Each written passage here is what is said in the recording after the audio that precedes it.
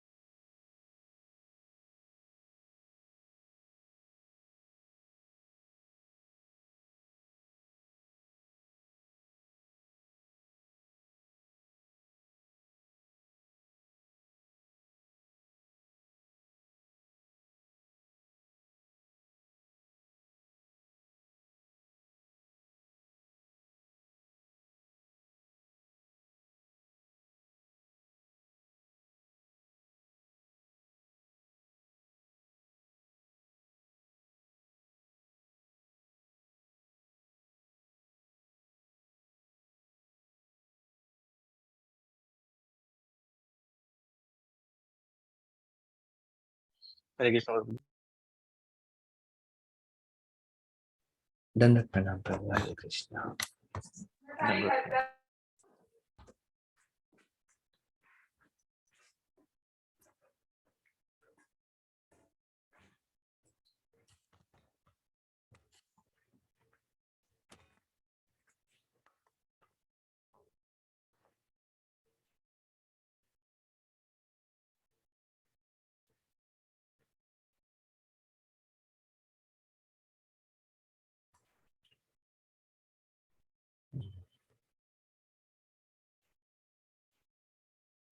ओम अज्ञानतिमिरन्धस्य ज्ञानाञ्जनशलाकया चक्षुरुन्मिलितं येन तस्मै श्रीगुरुवे नमः।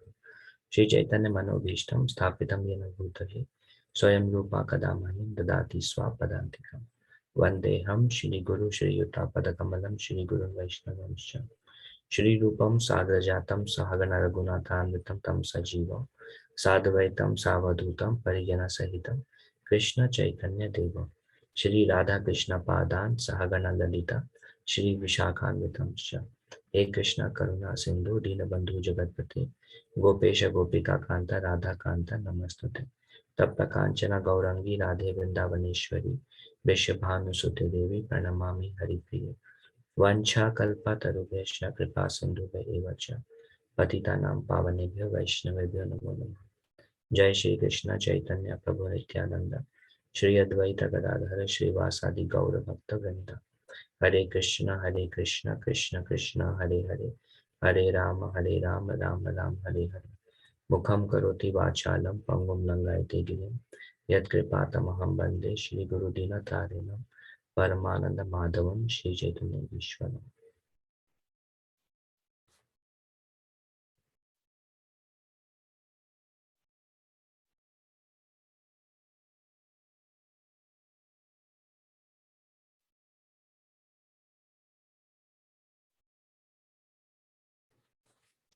So today we will try to finish this sixth verse, which is on Vaishnava Prant.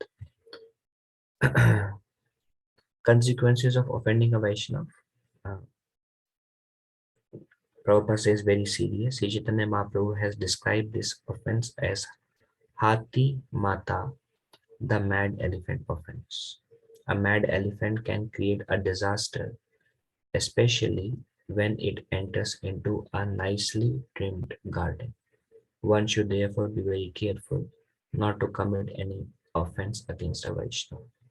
So this nicely trimmed garden can be compared to our nourishment in our Krishna consciousness, our bhakti within us. That can be uprooted or taken away from us if a Vaishnava is displeased. Very obstructive and dangerous. When one thus criticizes a pure devotee, he commits an offense. Vaishnav aparadh. That is very obstructive and dangerous for those who desire to advance in Krishna consciousness. So Prabhupada says very obstructive and dangerous. Obstructive because it will obstruct our progress. We are making very nice progress trying to go further and further.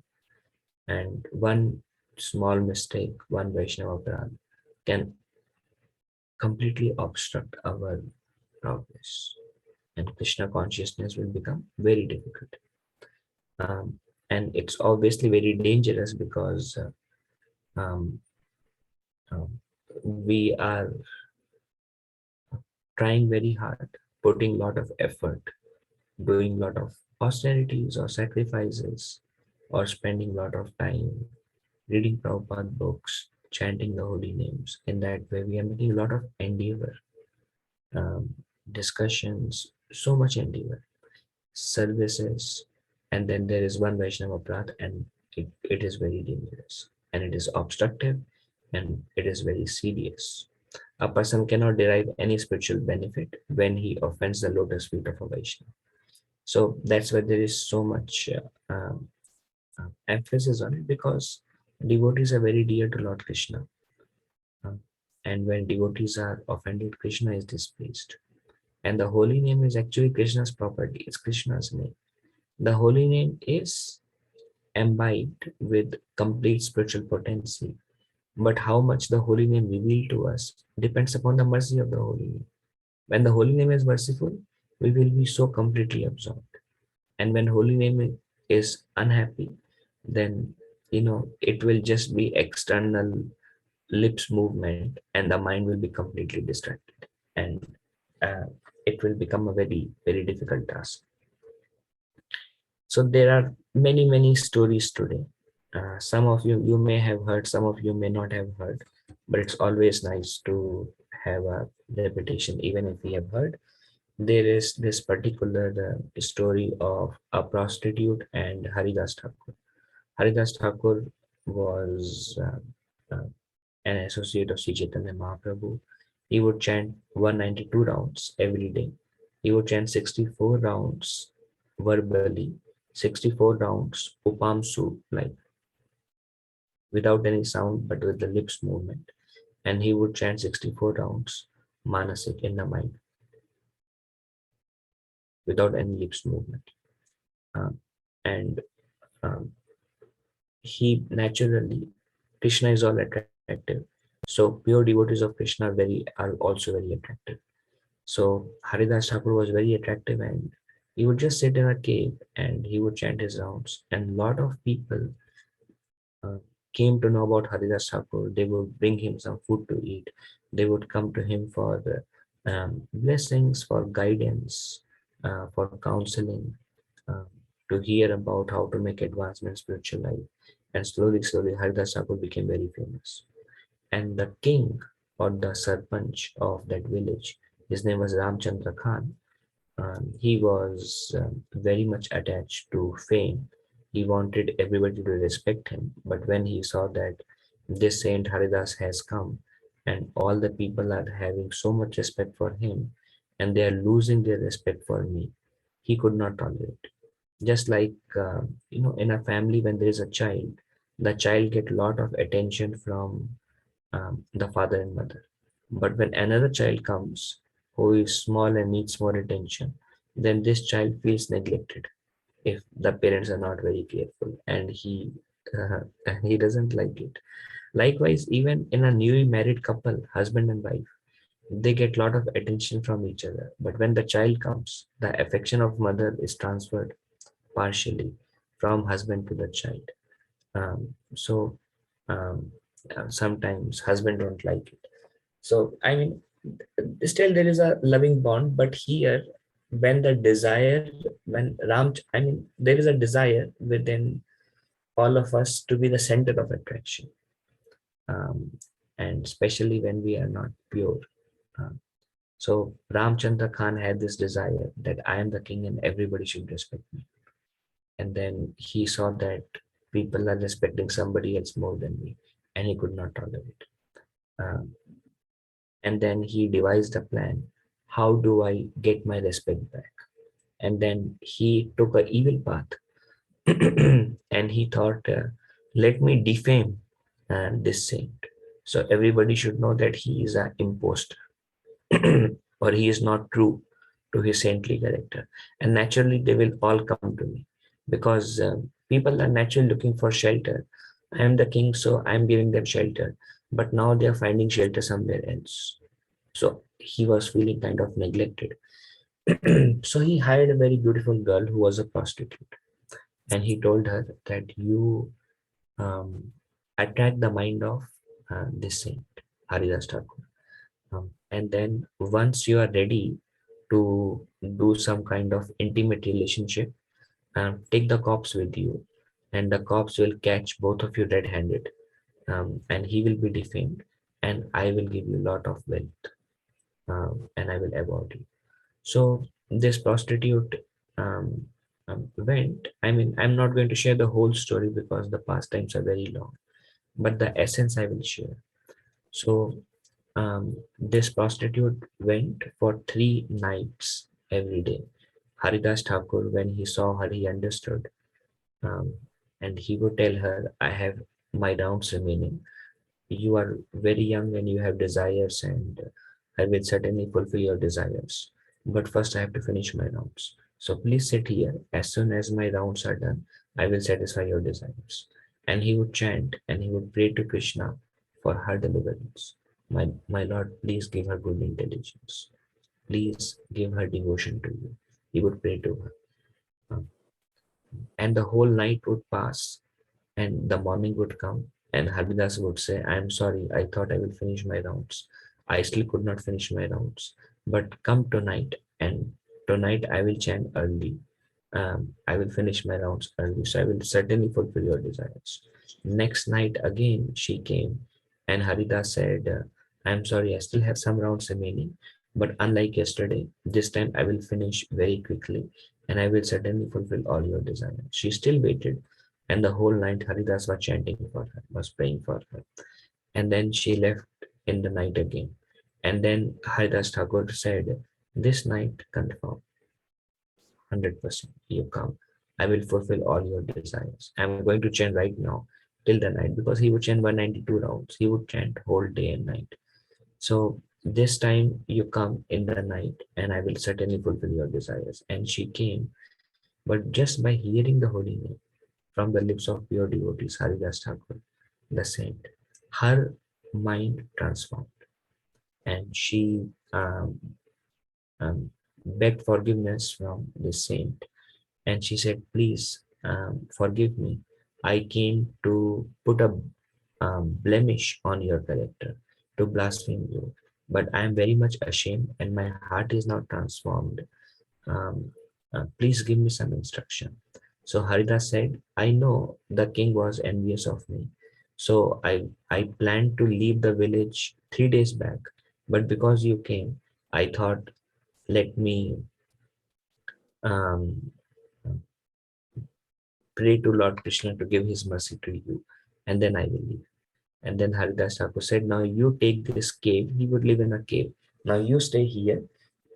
You shave up your head, and this prostitute, she shave up her head. And then he told her, all your possessions give to Brahmanas.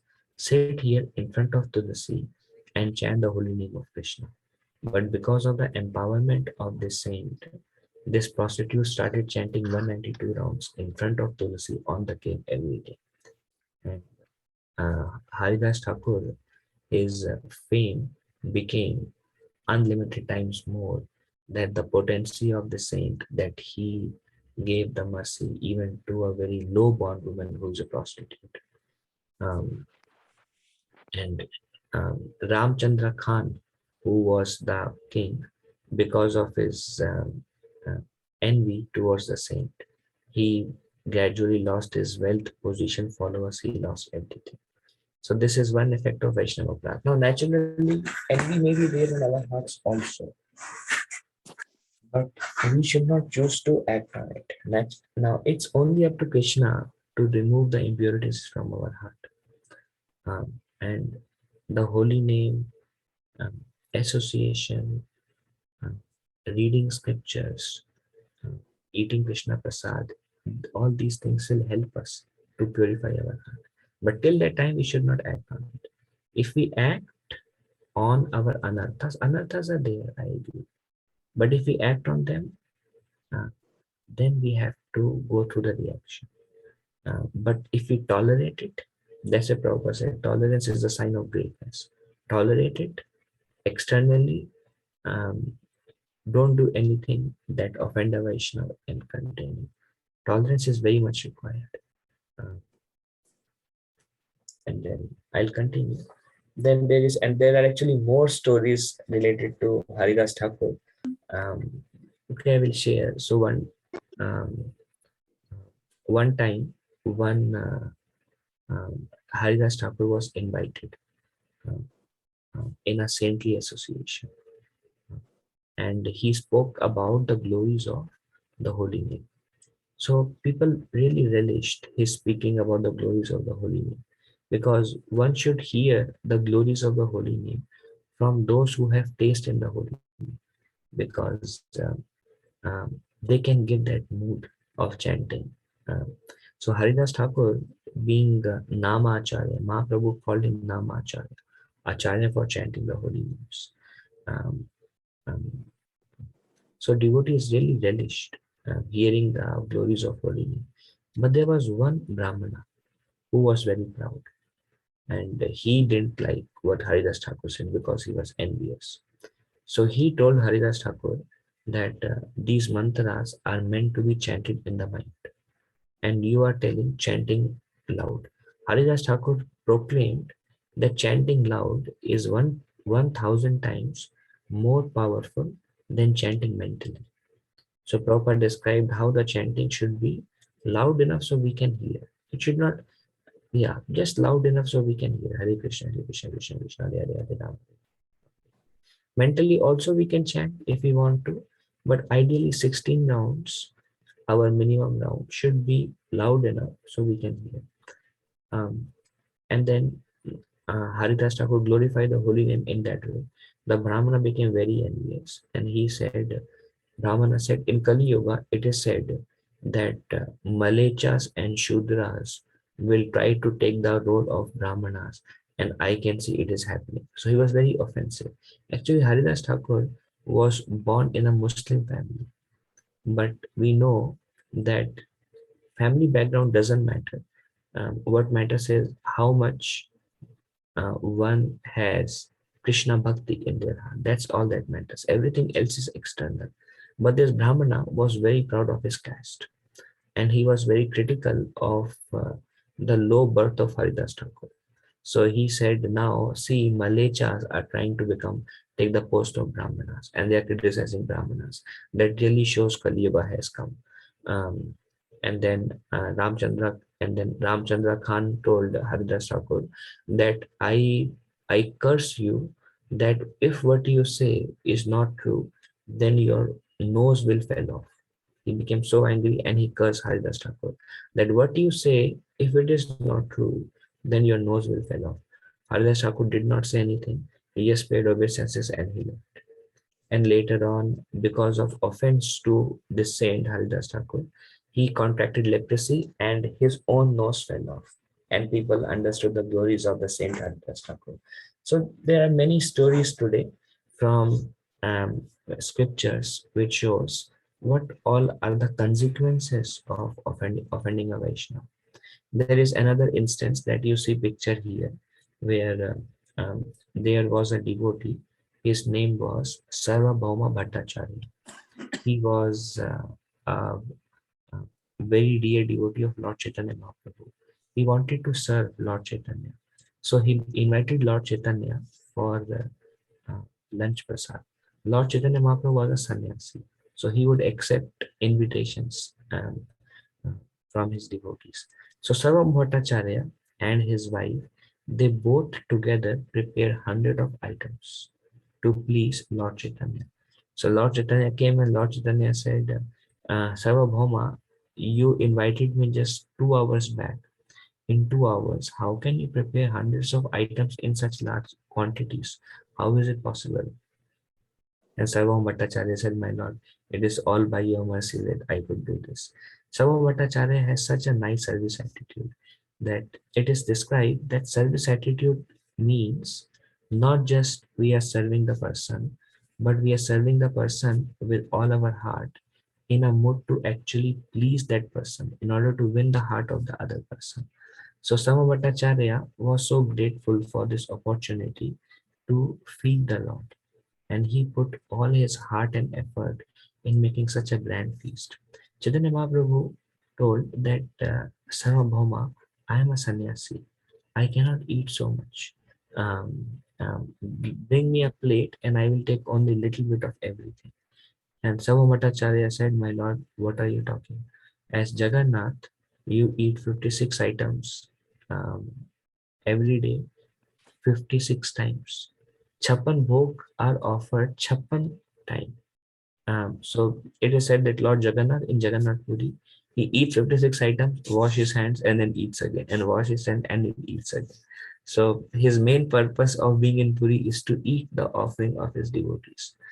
Sarva Bhattacharya said, as Giriraj, as Govardhan, who is not different from you, you ate mountains of rice and sweet rice and kachoris and pakoras. And after eating everything, you were not satisfied and you told all the breadbaskets to give me more. My lord, I am a very low person. I cannot feed you really.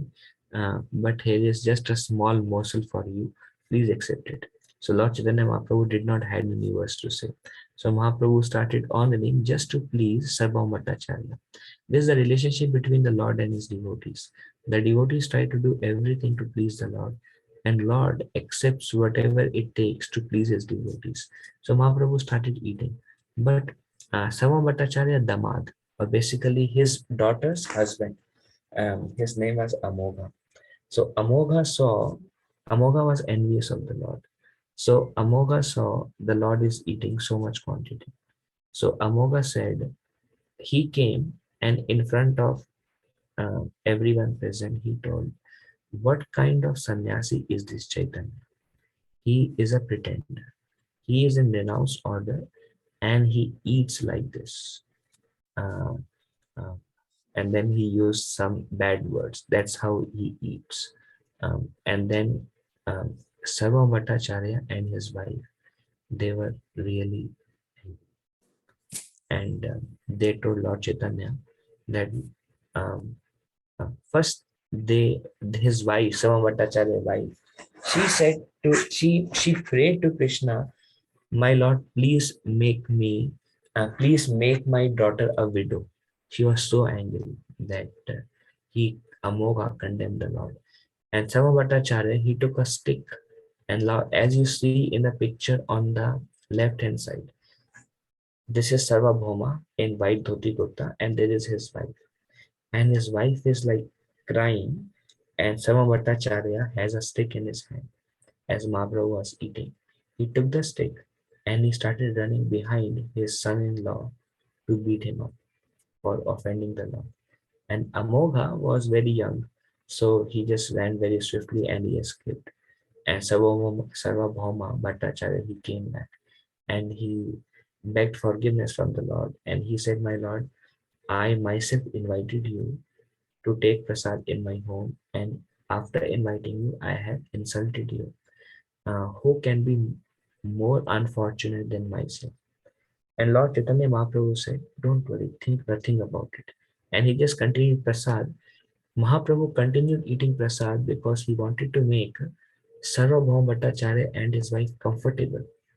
He didn't want them to feel something else bad has happened. So he ate prasad, he gave his blessings, and he left. Mahaprabhu was always in that humble mood. Anybody, if they criticize Lord Chaitanya Mahaprabhu would not take it. Um, he just ate and he left. Then that night, Amogha contracted cholera. Cholera, that time there was no cure for cholera. and he was coughing, and from his cough, blood was coming out. And Amoga, because of his offense, he became so weak that he was on the verge of his deathbed, and there was no cure for it also. So Sarvabhauma and his wife was actually happy that, see, this is what happened once you offend the Lord. But the news reached Lord Chaitanya that Amoga is on his deathbed because of cholera. Mahaprabhu was very compassionate. Mahaprabhu got up and he ran, and he went to the house of Sarvabhauma. This is the right picture where Amoga is lying, and he was suffering from cholera. And Chaitanya Mahaprabhu told Amoga, Amoga, why did you let yourself act on envy? Why did you allow yourself to act on envy? Chant the name of Hari, Amoga. Chant the name of Hari. And Amoga immediately chanting the holy name of the Lord. And because Mahaprabhu was very merciful, Mahaprabhu gave Amoga pure devotional service, Shuddha Nam, Prema Bhakti, love for Krishna. Amoga, as he started the chanting the Mahamantra, um, he started crying. His hair stood on end. His body started to feel very heated because of the intense ecstasy. He started shivering. His teeth were like this as he was chanting. It created so much bliss because it was a Shuddha Nam, a pure name. It created so much bliss that he was trying to tolerate. And because his heart became immediately completely purified, he started beating his own cheeks with his hand so harshly. He was beating himself, that, why did I criticize you? You are the Lord of my life. Why did I criticize you? And he was beating himself. His cheeks became red out of repentance. And Chaitanya Mahaprabhu said, be peaceful, Anuga, be peaceful. Don't worry, think nothing of it. Now, two things. One thing is, the reason Chaitanya Mahaprabhu gave love of God to Amogha is because Amogha was the son-in-law of Mahaprabhu's devotee. So it is described that if we are somehow or other connected to a devotee, the Lord will pull us, because Lord loves his devotee so much that anybody who receives the blessings of a devotee receives the Lord's blessing also. Um, just like one of our Western friend, he invited us to meet his mother. So we went little far to meet his mother. um, and the mother said, you are all my friends because you are friend of my son. That's why you're all my friends. So this is very natural. When our loved ones like somebody, we like them also because we like our loved ones so much. So this is one thing. Another thing is, although he um, um, if if Amogha would have offended a devotee, Mahaprabhu would never have forgiven him. But because he offended the Lord, Mahaprabhu forgave him. So it is said that if you offend the Lord, that's okay. It's okay to offend Krishna. It's okay to offend Lord Chaitanya. But it's not okay to offend their devotees. Because if you offend them, the Lord will easily forgive, just like we see in this case. But if you offend the devotee of the Lord will not forgive. So there is another instance where there were two sinners. Their name was Jagai and Madhai. They um, they actually hit Nityananda Prabhu, who is Balaram, on his forehead, and Nityananda Prabhu started bleeding, and the news reached Lord Chaitanya. Lord Chaitanya became very angry. Lord Chaitanya immediately appeared on the spot, invoked his Sudarshan Chakra to cut off the head of Jagai and Madhai. So in that instance, of course, then Nityananda Prabhu told Lord Chaitanya, my Lord, actually, Madhai actually tried to save me, tried to help me. And Lord Chaitanya Mahaprabhu became very pleased. And Mahaprabhu said, okay, then I will not kill Madhai, I will kill Jagai. And then Mahaprabhu was about to cut off the head of Jagai, and Jagai immediately surrendered to Lord Chaitanya. And he said, my Lord, you are most merciful, please forgive me. And Chaitanya Mahaprabhu said, no, you have to bear the punishment. And Mahaprabhu was about to kill him with the Sudarshan Chakra. And then Chaitanya Mahaprabhu, he was continuously begging forgiveness. Then Chaitanya Mahaprabhu said, I have no power to forgive you because you have offended my devotee. Only if Nityananda Prabhu, my devotee, forgives you, then only I will think about it. And this Jagai, the sinner, immediately fell at the feet of Lord Nityananda. And he told Nityananda Prabhu, please forgive me. Nityananda Prabhu, with tears in his eyes, he picked him up and he embraced him. And Nityananda Prabhu told Lord Chaitanya, my Lord, if I have ever pleased you, if I have ever rendered any devotional service unto you, if there is anything I have done for you, the result of everything accumulated together is, please forgive this this sinner Jagai. And Mahaprabhu, seeing the love of Nityananda Prabhu, his heart melted. And Mahaprabhu immediately embraced both Jagai and Madhai. And Mahaprabhu gave love of God to both Jagai and Madhai. So if we offend a devotee, um, Mahaprabhu becomes very angry, or Chaitanya becomes very angry. But there will be instances where we will offend devotees also, because the anarthas comes out very strongly sometimes, that we may act, we may speak in such a way that we may offend a devotee. Then take a humble position, go and beg forgiveness from a Vaishnava. But if you offend the Lord, just chant the Hare Krishna Maha Mantra and the Lord will easily forgive us. Then there is another instance of Advaita Acharya. Um, this is an instance of a mental offense. Offense can be verbal, offense can be physical, offense can be mental. We saw in the previous case of Amogha, the offense was verbal. He actually criticized Lord Chaitanya. But here we will see an example of a mental offense. So, Lord Chaitanya Mahaprabhu had an elder brother. His name was Vishwarup.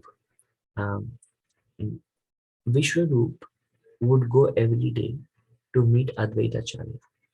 And Advaita Acharya, in the assembly of devotees, he would have a Harikatha, where every day he would speak about Lord Krishna from Srimad Bhagavatam. Lord Chaitanya that time was very small, very young boy. But his brother Vishwarup was elder. Vishwarup would come, and there are many other devotees who would join. They all at that point of time would live in Navadvip. All the devotees in nearby, they all would come to Advaita's home. So after some time, Vishwarup developed a desire that he wants to take sannyas. He was thinking about it. In the meantime, Sachi Mata, mother of Vishwarup, and his father Jagannath Mishra, they started looking for a match for Vishwarup. Vishwarup understood, my parents want me to get married. So without telling anybody, overnight he left home. He went towards the western part of India and he took sannyas there. Mother Sachi was very unhappy, and Mother Sachi was thinking in her mind that Advaita, she was not happy with Advaita Acharya. In her mind, she was thinking, because of this man, my son left me, and because of this man, he took sannyas. He separated a mother from the child because of him. So she was thinking like that, but she did not say this to anybody. So later on, many years later, um, Lord Chaitanya Mahaprabhu was in a very merciful mood, and he was showing mercy to all the devotees, and he was giving everybody love of God, prema bhakti, the goal of life. And then, as Mahaprabhu was bestowing his, revealing his form and showing his mercy to all the devotees one by one, um, uh, devotees were like, there is a particular pastime uh, which is called Mahaprakash Leela, where Chaitanya Mahaprabhu, he was in the house of Srivas Thakur, and he took the uh, the asana. Like there was an altar in Srivas's home where Vishnu would descend, or the Shaligram Shila, the worshipable deity of Srivas. So Chaitanya Mahaprabhu, he went into the altar and he sat on the asana and he put the Vishnu on his lap. Mahaprabhu wanted to. Devotees were actually, they know who is Lord Chaitanya Mahaprabhu, and they wanted to serve Lord Chaitanya. And if anybody would say Chaitanya Mahaprabhu that you have descended to spread the message of the holy name, you are Krishna himself in a mood of Radharani, who has descended from Goloka Vrindavan to show mercy to the whole planet. Mahaprabhu would say Vishnu, Vishnu, Vishnu, and Mahaprabhu would never. And Mahaprabhu would always serve everybody, and he would not accept service from anyone. So Mahaprabhu came in a mood of a devotee. But devotees' heart were breaking because they wanted Lord Chaitanya to accept who he is, and they wanted to serve him. So when Mahaprabhu noticed that all the devotees have the desire that they want to serve me and they want me to reveal to them, Mahaprabhu sanctioned. So one night, Mahaprabhu sat on the asan, uh, um, the altar, and he put the Lord, the worshipable deity of Shivas, on his lap, and he told all the devotees, "Do Abhishek for me." And that was such that gave such pleasure to all the devotees. Devotees brought a lot of Ganges water, um, um, lot of yogurt, milk, ghee, various juices, and they were doing Abhishek to Lord Chaitanya. And one by one, Lord Chaitanya Mahaprabhu revealed his divine form to various devotees. And this Leela continued for 48 hours. So there was a devotee called Murari Gupta, and Lord Chaitanya Mahaprabhu showed his Sita Ram Lakshman Hanuman Swarup to Murari Gupta. To Kolavecha Sridhar, he showed Krishna Balaram form.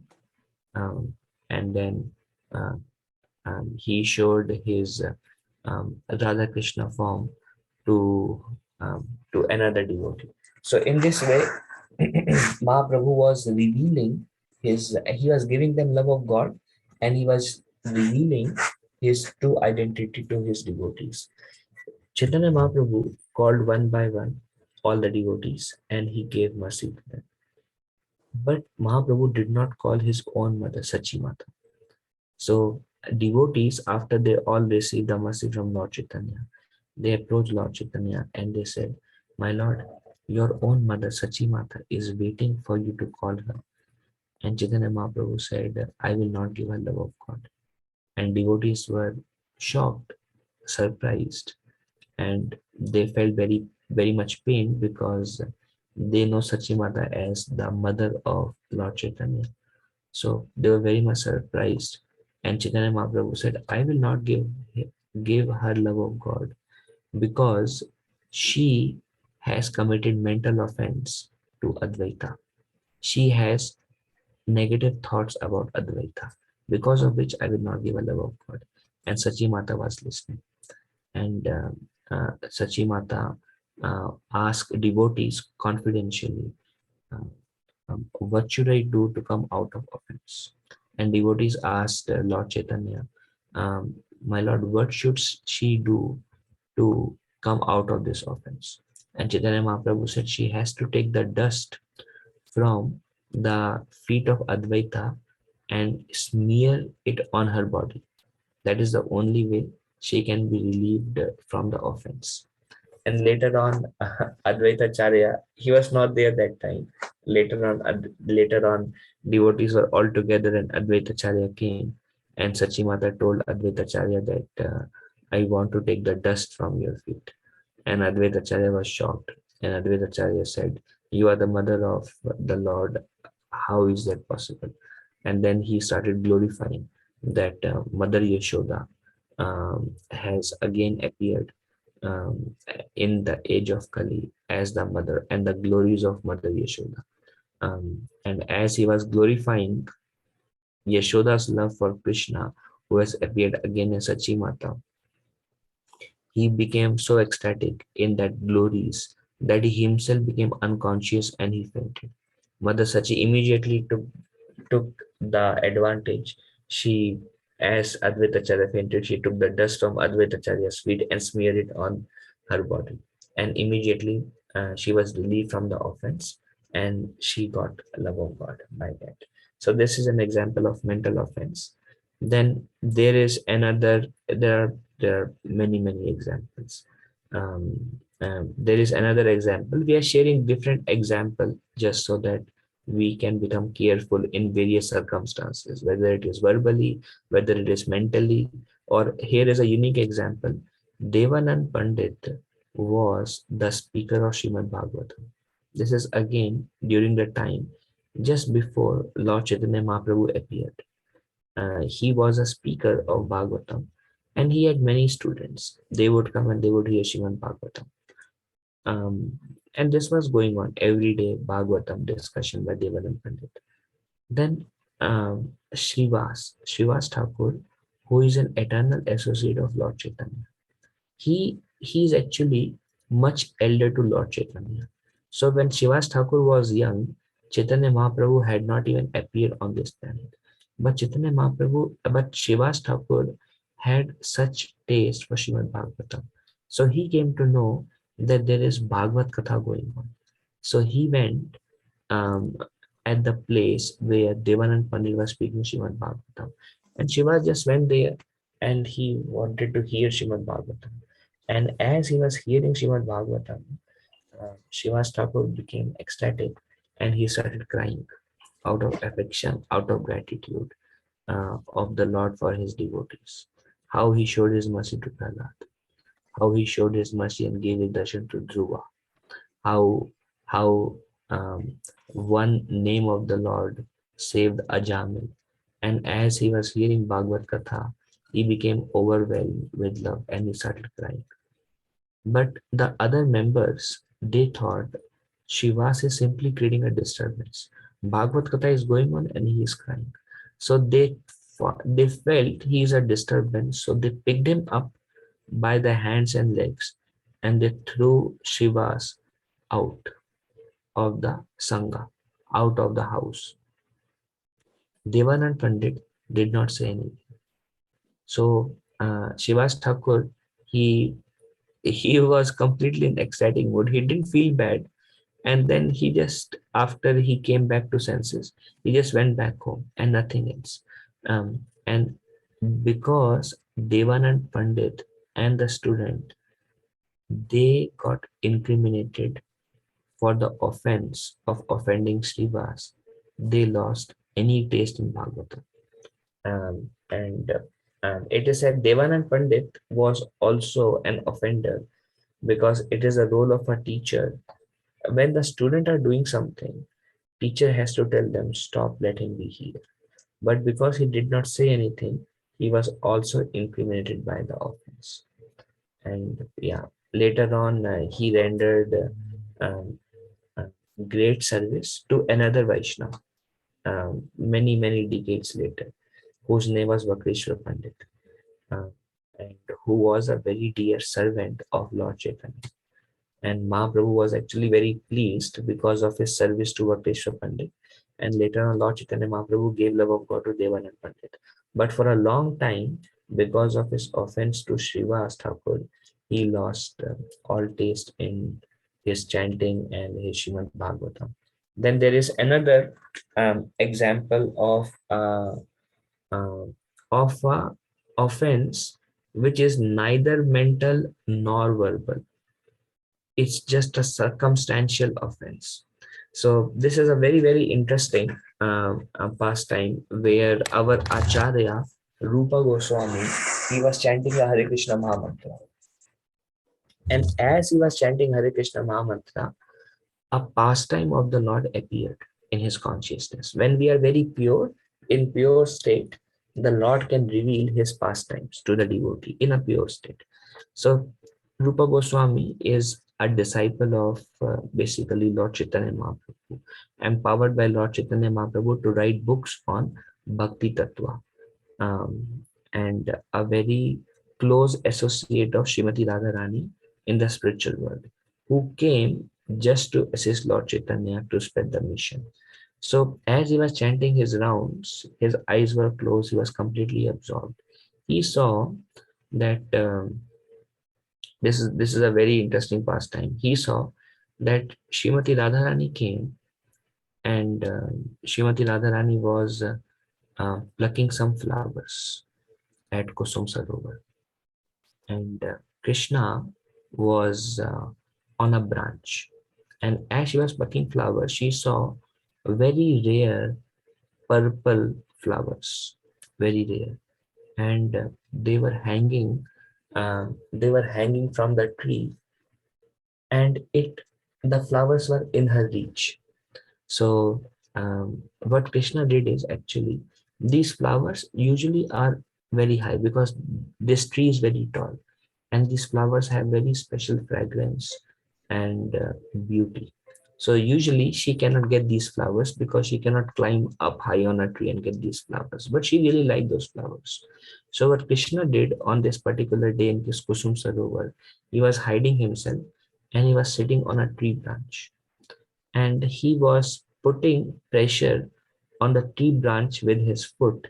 So the branch actually came down, and it was just in the reach of Srimati Radharani. So Radharani, she held the branch by one hand, left hand, and with the right hand, she was bringing the branch little bit down, and then she was plucking flowers and putting it in her basket. Um, and then what Krishna did, Krishna immediately released his step. She could not see Krishna. Krishna immediately removed, and the branch immediately went up. And Srimati Radharani was very much, she really wanted those flowers. So she tried with both her hands to bring the branch down so she can get those flowers. But she's very lightweight. So immediately she noticed that the branch went very high, and she is now hanging from the tree. And then Krishna came down, and and Krishna started joking with her. And Krishna asked Srimati Radharani, "So, are you trying to do some tapasya? Do you want to do some austerity? Do you have some unfulfilled desire? And that's why you're hanging from such a high branch." And she was really upset. So she know this is Krishna's trick, and she is like hanging from nowhere, and it's deep way down. And then Krishna said, "If you want, I can help you bring me down." Srimati Radharani said, "Stay away from me. Don't touch me. Dare you touch me? I have my friends Lalita and Vishaka, and they will help me." And Krishna said, "All right, whatever." And then Srimati Radharani started calling out, "Hey Lalita, hey Vishaka." They were actually a little bit far, and they were seeing the scenario. So they don't want to come because they wanted the pastimes to continue. So she was crying out in piteous voice, "Hey Lalita, hey Vishaka, hey Rupa, um, hey Rati," and then nobody came. So Krishna said, "Looks like your friends are not interested, and I don't see them anywhere. Anyways, my cows are nearby. I have to take care of the cows, so I have to go now. And if you think you can manage, then all right." And then Krishna, with his stick, he started walking to take care of the cows. And she was like, "What do I do now?" And she, "Hey, stop, you blue boy, stop here, and you help me." So this Leela was coming in the mind of Rupa Goswami as Rupa Goswami was chanting the Hare Krishna Mahamantra.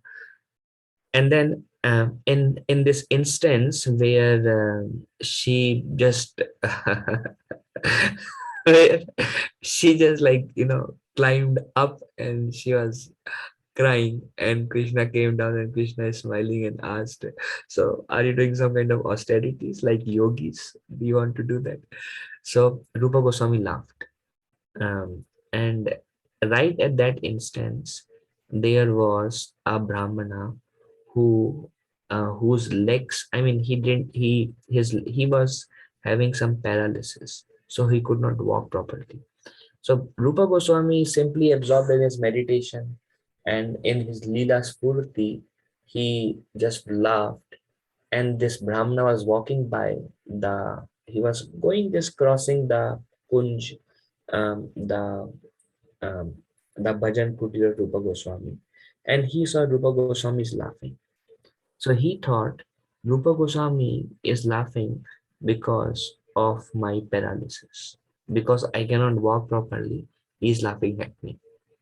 Rupa Goswami doesn't know what is happening. He is simply absorbed in his Leela meditation. And suddenly Rupa Goswami lost the Leela meditation. And he's trying to go back into the Leela, um, and he was surprised why suddenly the Leela stopped, why I cannot focus on it anymore. So Rupa Goswami went to his brother, elder brother, whom he would also see him as his guru. His name was Sanatan Goswami. So Rupa Goswami went to Sanatan Goswami and he said, I don't know, brother, why I was absorbed in this Leela and suddenly got lost. Then Sanatan Goswami said, um, some Vaishnav must have been offended. And can you think of who could have been offended? Rupa Goswami says, I don't know.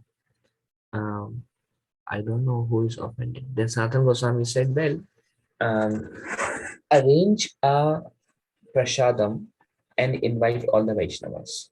Any Vaishnava who doesn't come, he must be offended. So Rupa Goswami invited all the Brajavasis for prasadam. And every Vaishnav came except one, that Vaishnav who had paralysis.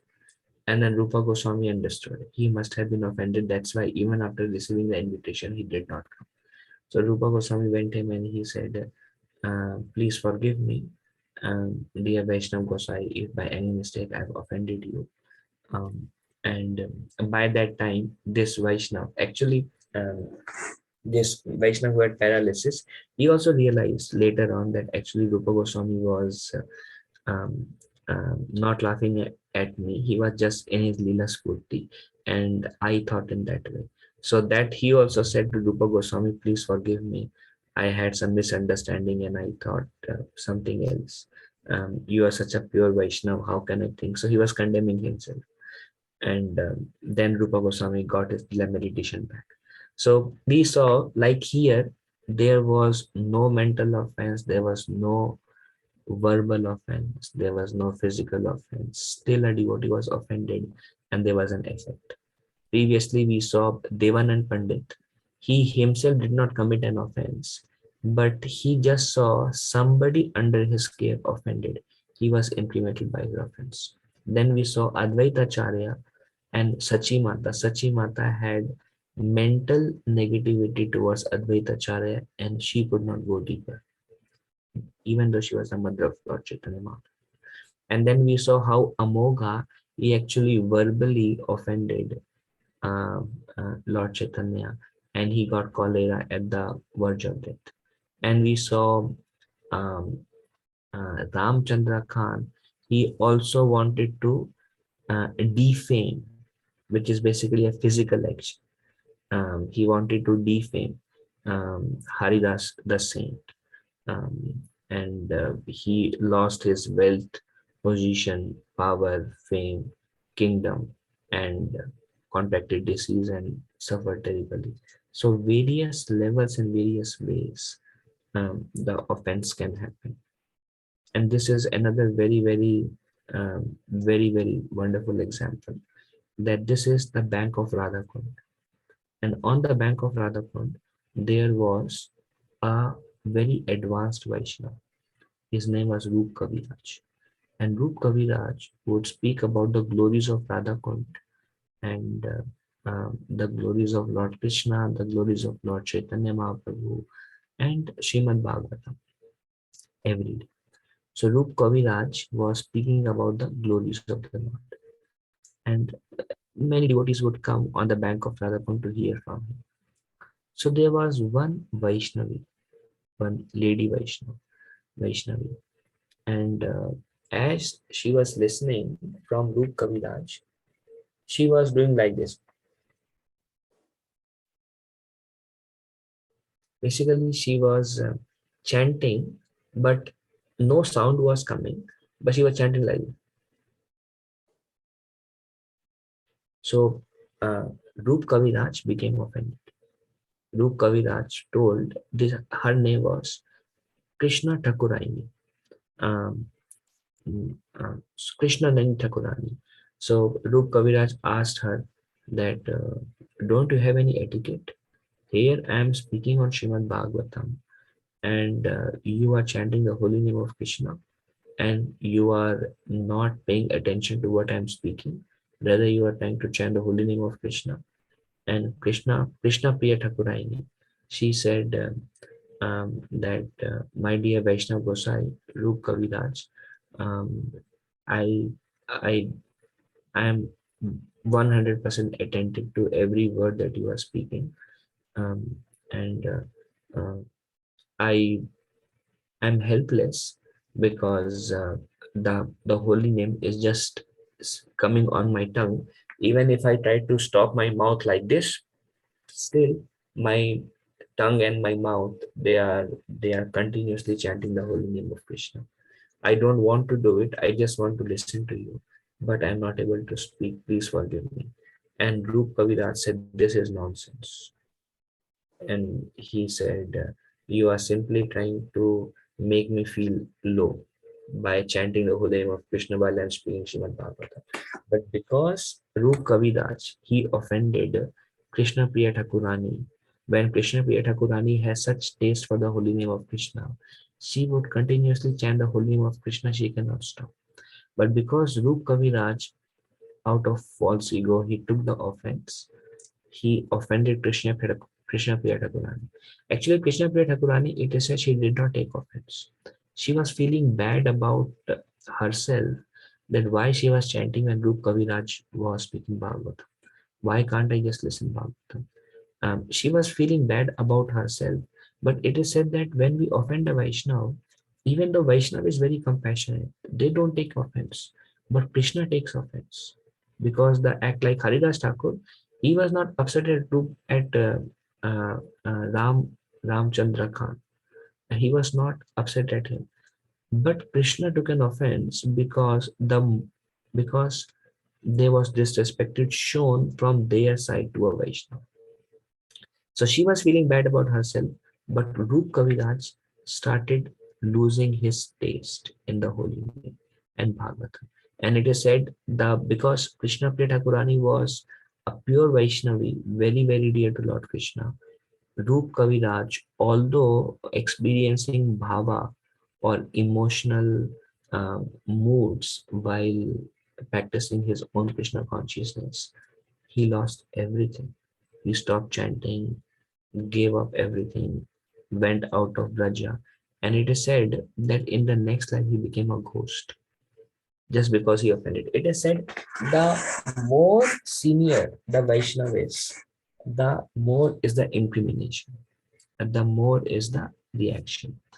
And also it is said that when a non-devotee offends a Vaishnava, they develop like health issues, or they lose their either job or um, they, yeah, but um, um, whatever their fame, they become disrespected or their influence, there is a lot of external ruination. But if a devotee, they offend a Vaishnava, then they lose their uh, taste in bhajan, their taste in their Krishna consciousness. So based on, because those who are not devotees, they anyways have no taste in bhajan, so there is nothing for them to lose. So Krishna gives a reaction which is more physical onto them, but to devotee they lose their Krishna consciousness, and more advanced the devotees, the more difficult it is to overcome. So we saw these very examples. Now, ways an offense may happen: criticism. This is from Prabhupada's purport. Unfortunately, we are surrounded by neophyte God brothers who do not appreciate the extraordinary activities of spreading Krishna consciousness all over the world. They simply try to bring us to their platform and they try to criticize us in every respect. We very much regret their naive activities and poor fund of knowledge. So Srila Prabhupada, our founder Acharya, he was spreading Krishna consciousness with lot of struggle. Whole night he would translate books. Still, there were some envious souls in India. They were envious because they were thinking, they were devotees, but they were envious. That Prabhupada, why this man? I mean, they were envious because Prabhupada has spread Krishna consciousness all over the world. He fulfilled the desire of his Guru Maharaj. They were also the disciple of the same Guru Maharaj, but they could not do it. And then when they could not do it and somebody else did it, they were trying to criticize. They said sannyasi should not go overseas, and he went. He is also making the women go onto the altar and serve the deities. In India, women don't go onto the altar. Prabhupada was revolutionary. He allowed everybody to go onto the altar. He did not distinguish between male and female, caste, Brahmana or Shudra. He didn't see anything. He said, all I know is that you are a Vaishnav and you're a Vaishnavi. But because they had this feeling that I could not do and he could do, they were taking all these points which are shastrically not correct, and they started criticizing Prabhupada. So their criticism is, offense can happen through criticism. We can speak bad about somebody. That's why best is don't open your mouth. If I mean it's very, very difficult, but when we have negativity towards somebody, anyways, we are going to have a reaction just by having that negativity. And if we speak bad about somebody else, it has a very worse effect. So ideally, we should not speak bad about any Vaishnava. Stay quiet, because even if we speak bad about somebody, we only get affected. The Vaishnavas don't get affected for whom we speak. Then bodily defects, if we consider bodily defect of a Vaishnava, we should understand that we are committing an offense at the lotus feet of a Vaishnava. We should not consider bodily defect of a Vaishnava. His eyes are like this, his mouth is like this, his body is like this, he is black, he is white, he is brown. You should not see a Vaishnava from bodily defects, or his hairs are like this. Then jealous of an empowered Vaishnava. Sometimes we see somebody who is doing very well in Krishna consciousness and we become jealous of them. So I remember that I was quite new in my stages of Krishna consciousness. I was not initiated that time. I was practicing, and then one devotee who he was my friend, and then he got initiated, and I also wanted to get initiated, but I could not get initiated, but he got initiated. So I was unhappy that he got initiated. So that also constitutes an offense. One should not be jealous of another Vaishnava. Well, Krishna's mercy, Krishna's mercy is coming on everybody. Prabhupada said, why are you envious? Prabhupada said, they are serving Krishna. So Krishna is helping them, Krishna is using them. And Krishna is empowering them. If you serve Krishna, Krishna will empower you also. Why are you becoming envious of other Vaishnava? So these are all the ways an offense can happen. Then proud of one's accomplishment. If we think that I have something which others don't have, or when we are proud of our accomplishments, or uh, any form of pride, basically, we will offend. When we think ourselves lower than others, we will respect others. But when we think ourselves higher than others, then my Guru Maharaj says, uh, pride comes before fall. Once pride comes, means fall down is waiting for us in near future. We make mistakes. It is offensive to try to give him advice or correct him. It is offensive to try to give him advice or correct him. Basically, we should not correct those who are senior to us, and we should not advise them who are senior to us. And even among equals, we should correct them or advise them only if they are willing to take. If they are not willing to listen from us, so we should not give free advices. because they will not take us seriously anyways, and they will think, who is this person? What does he think of himself? That he thinks he's always an introvert. So we have to see the relationship. If there is trust in the relationship, you can tell them this is not the right way. You can help them. But if that trust, faith in relationship is not there, better don't speak. Every devotee should be ready to take instructions from a superior Vaishnava how to avoid offenses. Any when senior devotee says something, always take a humble position. One is forbidden to observe the activities of pure Vaishnava from a material point of view. Prabhupada says for the neophyte, especially considering a pure devotee from a material point of view is very injurious. One should therefore avoid observing a pure devotee externally. Like he is very old, he is not so handsome, or various ways things may come. So not good. Don't see a Vaishnava externally. See them as they are dear to Krishna, and I must respect them because they are dear to Krishna. One should try to see the internal features and understand how he is engaged in transcendental loving service of the Lord. When we see a pure devotee, we should not see from the external bodily conception, but we should see how they are eternally serving the Lord in their internal mood, in their bhajan. And don't go by the external, see their devotion and their connection to the Lord internally. How to overcome? If this is the last slide, we will discuss probably, and that's the end of this verse also. Prabhuji, Hare Krishna, Prabhuji. I have a question. Maybe just after this slide, this is the last slide for today. Okay, Prabhuji. Yes. Yeah. So how to overcome the offenses? It is said if there is an offense that has happened in the past, it is said fall at the devotee's feet and beg for forgiveness and sincerely repent. Like if you have done something, say if you have criticized somebody, no, mistakes will happen. It's okay if you have criticized in the past. That's okay. Now, what do I do today? Repent. I should not have done that. And if you repent, and if you have offended a Vaishnava, just take a humble position, go to a Vaishnava. Prabhuji Mataji, sorry for offending you. And it's so easy, not much to do. It just requires a little humble position and repentance in the heart. Lack of repentance means I criticize him. Yes, I should have criticized him. He did wrong.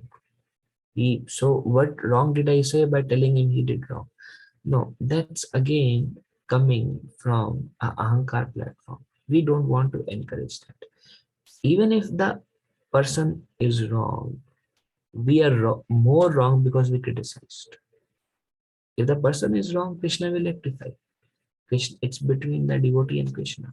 Not that every behavior we see, I mean, everybody in the world will make some mistakes, but then it's our mistake if we actually criticize. When ideally a devotee, when we see mistakes are happening, if you can help them, if they take you seriously, guide them. Otherwise, let somebody else handle the situation or leave it up to Krishna. But if we have criticized somebody, um, um, at least repent and pray to Krishna. Krishna, please help me overcome out of this. Chant more. Then if a devotee is not appeased by our apologies, we should serve him for many days according to his desires. But suppose you offend a Vaishnava, and then you go to a Vaishnava and you say, Prabhuji, please forgive me. And the Vaishnava is really deeply offended and he doesn't forgive. I mean, he say, yeah, Prabhu, no problem. But inside he is very much pained because then do whatever it takes to normalize that negative feeling in the Vaishnava towards us. How do we do that? Do some service, give some gift if possible, help them in some way, try your best. Just like, it's normal even between husband and wife. If one person is offended, you just say, do whatever you like, but you try to resolve. So do that with Vaishnava. And there's a last verse, last paragraph. If the offense is so great that devotee's anger does not die, one should take full and constant shelter of the chanting of the holy name. Sri Vishnu Chakravarti Thakur says, then in time the divine power of the holy name will free the person from his offense. However, he warns that one should not take advantage of this to avoid for forgiveness and serving the devotee. This type of mentality implicates one in further offense. This is Harinam Chintamani by Bhakti Vinod Thakur. So it is said, you go to a Vaishnava, you say, please forgive my offense, I made a mistake. And if it's a small offense, they are very much pacified by seeing our humble position. They say, don't worry, Prabhu, it's okay. And then we are relieved from the offense. And then if you say the offense is more grave, say you slap a Vaishnava in front of others. I mean, nobody does that. Or you criticize in front of others, publicly criticize. So they are much more hurt. And then you go and beg forgiveness, please forgive me, but they are deeply hurt. Then you try to, um, serve them, appease them in some way or the other. But if we have committed a very great offense, where even after begging forgiveness, serving them, trying our best, their anger does not die, then last step is turn towards Krishna and constantly chant the holy name of Krishna, begging Krishna, my Lord, please forgive me. Praying to Krishna, my Lord, please help me come out of this. Please help me repair this relationship. Please beg, beg, beg, beg, beg, beg, beg, beg, beg. And Krishna, the holy name is very merciful. The divine nature of the holy name will engulf us and we will come out of that offense. And Vishnu Chakravarti Thakur also says that if we have actually offended a Vaishnava, but if we try not to take a humble position and approach a Vaishnava, instead just take shelter of the holy name without actually begging forgiveness from the Vaishnava who have offended, then Vishnu Chakravarti Thakur says that will not work. That will further incriminate us. So our first step should be beg forgiveness. If after repeatedly begging forgiveness we are not forgiven, then the holy name will do the rest. And that's how we can come out of it. Okay, so that's all for today. Let's see if there are some questions.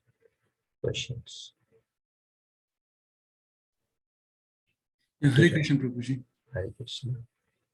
Prabhuji, you mentioned in the stories or kathas that pure Vaishnav, they can also do offense. But is it something which the Paramatma sitting in their heart is guiding them to do that? No, it's the anartha. So, I mean, when I say pure Vaishnava, Prabhu, basically, let's say very advanced Vaishnava, completely pure Vaishnava have no anartha, like Prema Bhakti. Prema Bhakti is a very last stage of devotion, Prabhu. Then no offense can happen. But the stage of Bhava, when one chants, one may be crying, but still some vestiges, very small amount of anartha may be there. In the beginning stage, the anartha may be very large. As you grow, the heart becomes purified, anartha will reduce. But the evil voice is there from anartha. Anytime we act on the evil voice, it will take us behind again. Okay, Let Prabhuji. me answer. Yeah, yes, Prabhuji. You know? So in advanced stages, the voice is very, very um, small, but we still have the free will to listen to the envy, listen to the anger, listen to the other voice in the heart and act on it. And then it's not conducive for our progress. Thank you, Tushar Prabhu. Anyone else has any other question?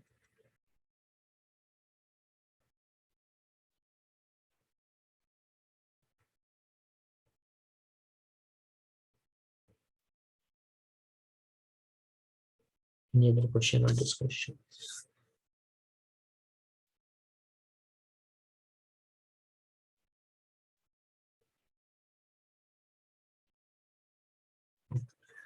Okay, so maybe we can end here. If this is a very difficult topic to speak. If I spoke anything wrong, please forgive me as a humble servant. My obeisances to all of you. Vancha kalpatarubhyascha, kripa sindhubhya eva cha, patitanam pavanebhyo, vaishnavebhyo namo namaha. Ananta Koti Vaishnavindra ki jai, Srila Prabhupada ki jai. Thank you very much. Dandavat pranam. Hare Krishna. धन्यवाद प्रणाम हरे Krishna Hare Krishna. प्रभु जी धन्यवाद प्रणाम हरे कृष्ण हरे Krishna Hare Krishna. Prabhuji. Hare Krishna, Prabhuji. Hare Krishna.